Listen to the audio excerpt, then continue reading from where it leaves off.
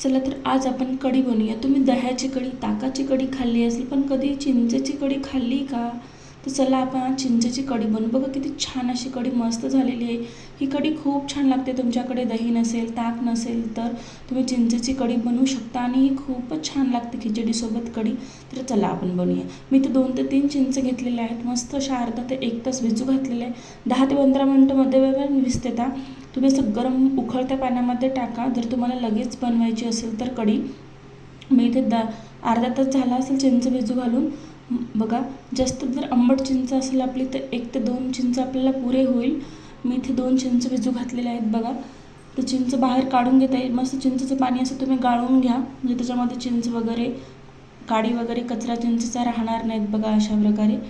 आणि त्यामध्ये थोडंसं 1 चम्मच आपल्याला बेसन ॲड करायचं आहे. ते मस्त असं मिक्स करून घ्यायचं आहे अशा प्रकारे. त्यामुळे गाठी वगैरे राहिल्या नाही पाहिजे.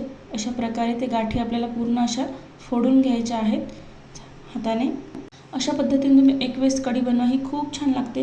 मी थोडंसं तेल त्यामध्ये थोडासा ठेचा आणि लसूण घातलं आहे. त्याला मस्त असं लालसर होईपर्यंत परतून घ्यायचं आहे. आपल्याला थोडीशी कोथिंबीर घालायची आहे. ते पण आपल्याला 5 ते 10 सेकंद परतून घ्यायचं. मस्त छान असं परतून घ्यायचं. यामध्ये आता मी 1 चम्मच हळद आणि 1 चम्मच मीठ घालणार आहे. ते पण व्यवस्थित आपल्याला छान असं 10 सेकंद परतवून घ्यायचं आहे. मस्त छान परतवून घ्यायचं आहे. आता यामध्ये आपण चिंचेच्या पाण्यामध्ये जे बेसन मिक्स केलं होतं ते आपण यामध्ये आता टाकून द्यायचं आहे. मग टाकल्याच कसं असं मस्त वास सुटत आहे आणि कलर पण इतका छान आलेला आहे. बघा कढीला ओळखू पण येणार नाही ही कढी दह्याची आहे का ताकाची आहे ते.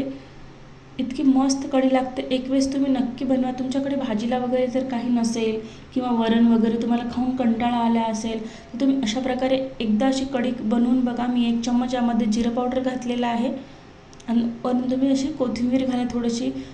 इतकी मस्त कढी लागते. व्हिडिओ आवडला असेल तर लाईक करा, शेअर करा, सबस्क्राईब करा चॅनलला. 1 चम्मच मी यामध्ये धने पावडर घालणार आहे. 1 चम्मच धने पावडर घाला. किती मस्त बघा आपली कढी अशी घट्ट झालेली आहे. तुम्ही अशीच कढी पिऊ शकता. इतकी छान अशी मस्त लागेल ना. खूप छान ही कढी लागते. बघा किती छान अशी आळलेली आहे आपली कढी, घट्ट अशी झालेली आहे.